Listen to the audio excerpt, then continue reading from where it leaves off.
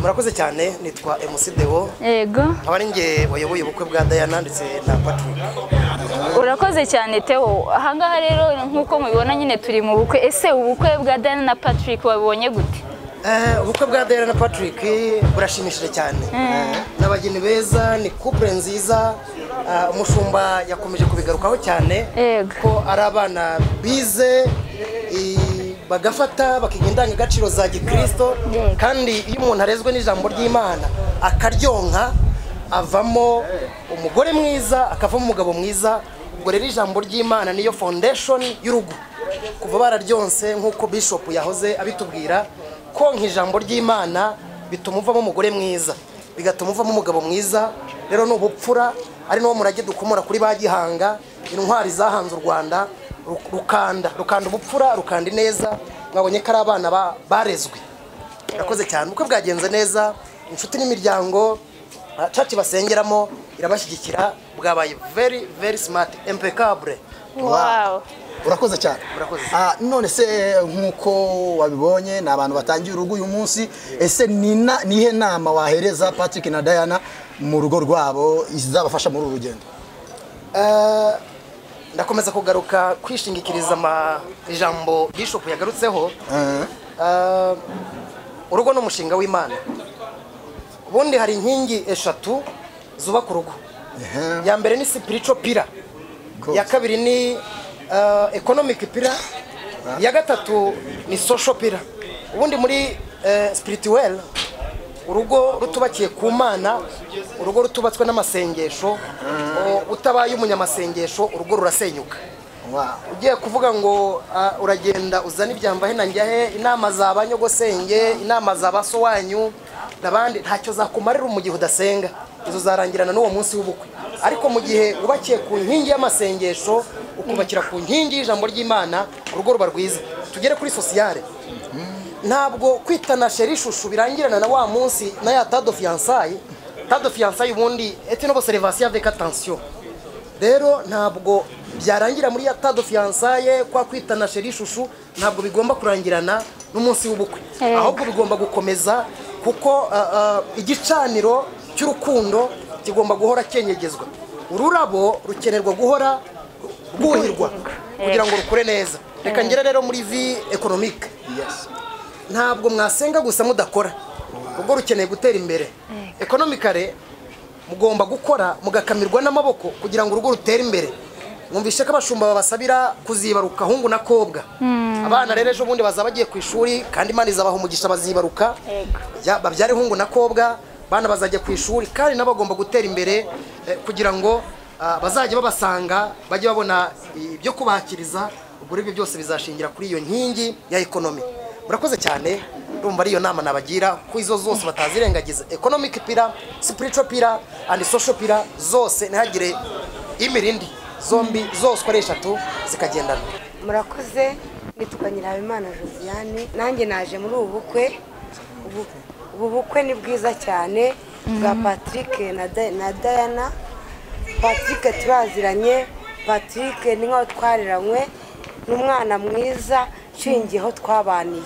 Namubonyemo umuntu, rero shingiye ko yabonye umufasha, Imana izabimufashamo kuko akunda gusenga. Imana ibahumugisha. Murakoze cyane. None se ushingiye cyangwa se witegereje uko wabonye ubu bukwe, wabonye bwifashe gute, wabonye bwagiye gute, uko wabibonye wabonye gute? Uko naje, kuko njye ntabwo nabutangiye, naje bigezemo hagati. Uko nabusanze, nasanze ari ubukwe bwiza, kuko abantu bari ba mu mutuzo, kandi abantu babashije kubona icyo kurya n'icyo kunywa, mbese abantu twaramije Imana turishima. Ubwo bukwe nabonye ari ubukwe bwiza. Imana ibahumugisha. Urakoze cyane. Urakoze cyane. Ikindi kibazo cya kabiri, ese nk'umuntu wabonye Patrick uvuze ko usanzwe umuzi, ariko kiriya kintu cyitwa ubukwe cyangwa kino kintu cyitwa urugo nibwo gitangiye, ni iyihe nama wamugira nk'umuntu ugiye mu mushinga mushya kandi ushobora kuba utoroshye dukurikije ibyo tubona buri munsi?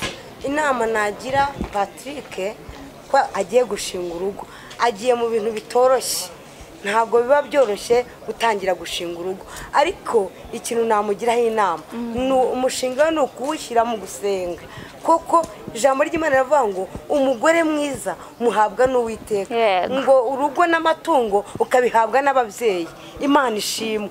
Rero icyo numva namugiraho inama ni ukuba mu masengesho, akaba imbere y'Imana, kandi akagira ejo heza aho gukora, agakora bagakura amaboko mu mufuka kugira ngo bazashobore kurera abo bazabyara. Imana ibahe umugisha. Murakoze. Nitwa Gilbert Nsengimana, nkaba nari umukwe mukuru muri ubu bukwe twatashye uyu munsi. Urakoze cyane. Ese nk'uko mwivuze Gilbert, ubu bukwe wari umukwe mukuru, ariko se muri rusange ushobora kuba waratashye ubukwe bwinshi, warabonye ubukwe bwinshi, abageni benshi n'abakwe benshi, ubu bukwe wabubonye ute bwa Diana na Patrick? Uko umunsi ugenda wisumbura ku wundi, tugenda tubona ibintu bishyashya. Ariko ukurikije uko ubukwe twabonye muri rusange, ifoto yarwo ni ifoto nziza cyane, n'ubukwe bwagenze neza cyane ugereranije n'ubundi bukwe busanzwe buba, ariko tugendeye no ku muvuduko w'iki kinyejana n'iterambere turiho. Urakoze cyane. None nk'umukwe mukuru, ni iyihe nama wahereza Patrick na Diana? Ni abantu batangiye urugo, abakiri batoya, ntabwo baramenya iby'urugo ukuntu bimeze. Ni iyihe nama wabahereza izabafasha kugira ngo urugo rwabo rurusheho gukomera? Uretse na Patrick na Diana bonyine, n'abandi bageni bose aho mbashiye kugera, mbagira inama imwe yo gukundana no kwihanganirana. Nkababwira ko burya ahantu hazamuka haba hanamanuka. Ni ukuvuga ngo iyo bageze mu byishimo bagomba kwitega ko hari n'ibihe bibi bizababaho, byose bakagerageza kubyitwaramo kugira ngo bya bihe bibi bibanziriza ibindi byiza bazageramo, nabyo bakabibanamo neza. Iyo niyo nama rero nagira Diana na Patrick n'abandi bose bateganya kurushinga, n'abandi bose barushinze bakaba bataragera muri ibyo bihe, byose barabyitega ko ahamanuka hose burya haba hazamuka. Murakoze cyane. Amazina yanjye nitwa Nyiranziza Adelphine. Murakoze. Nitwa Mukeshimana Speciose. Murakoze. Aba ni abakristo bo kuri Harvest Bible Fellowship Rwanda. Mwaturutse kure, mwavuye kuri Mahoko muraza mugera ahangaha. Imana ibaha umugisha cyane. Iki ni icyerekana koko nk'uko umushumba ahora bitubwira ko Harvest ari umuryango. Mwategesheje ayanyu, amajoro mwabyutse, ntago biba byoroshye ku bantu b'ababyeyi mubizi, guheka umwana ugakora urugendo rungana gutya ntago ari ibintu biba byoroshye. Bigaragaza ubushuti, bigaragaza kuzirikana, bigaragaza imbaraga zidasanzwe wowe washyizemo kubw'umuryango wawe. Imana ibaha umugisha cyane. Murakoze cyane, mwaje mwitanze. Ariko nagira ngo mbabaze, ni ubu bukwe mwabubonye gute? Ubu bukwe ni iyihe sura mwebwe twazamukanye, mwebwe mwaturutse kuri Harvest Bible Fellowship Rwanda, mwabubonye gute? Ni iyihe nkuru mwahereza abantu batarahangaha? Murakoze cyane. Ubukwe twabonye neza kuko nabo twasanze batwakiriye, nta kibazo twagize. Gusa twabonye byari bishimishije, twaherekeje umuririmbyi wacu turirimbana, twaje kumushyigikira mu gushyingira umwana we. Urakoze cyane. Yes, ni byiza cyane. None nk'abantu mwubatse ingo musanzwe muri uru rugendo rwo kuba muri mu rugo, tubyita urugendo kuko ni ibintu bitarangira, ni ibintu bisaba guhora ushyiramo imbaraga, ugira ute nk'uko umushumba yabitwigishije mu ijambo ry'Imana twabwirijwe. None ni iyihe nama nk'abantu b'ababyeyi mwagira abariya batangiye uwo mushinga w'urugo, batari bisanzwemo, ntibabisobanukiwe, babitangiye ariko ntibabisobanukiwe? Nk'abantu mwebwe mubisobanukiwe, ni iyihe nama mwabagira? Murakoze. Inama nabagira nuko bagira urugo rusenga, gushingikirije kuri Yesu Kristo. Bakishingikiriza kuri Yesu, kuko urugo gushingikirije kuri Yesu nta kibasha kururwanya. Kandi nk'uko ijambo ry'Imana ribivuga, Patrick agakunda umugore we nk'uko Kristo yakunze itorero akaryitangira, umudamu we nawe akamugandukira nk'uko agandukira Kristo. Murakoze. Imana ibahe umugisha cyane. Nk'uko mubibona rero, uyu ni Patrick na Diana mu bukwe bwabo. Se Patrick, uri kwiyumva ute nk'umusore uyu munsi wiswe umugabo ugiye kubaka urugo rwe? Murakoze. Ndimo ndiyumva neza, ndanezerewe. Umukunzi wanjye turi kumwe, mwese muramubona. namwishimiye cyane kuko uyu munsi nishimiye ibikorwa byose byabaye uyu munsi Imana yabanye natwe ndanezerewe cyane. Urakoze cyane Diana, iki kibazo niwe ngiye kukibaza. Ese ubukwe bwawe kuntu bwagenze na Patrick niko wari ubwiteze? Hari ikintu gishya cyabaye mutari witeze cyangwa ni ibiki byabaye wenda utari witeze cyangwa ibyo wari witeze utabonye, mbese bimeze bite?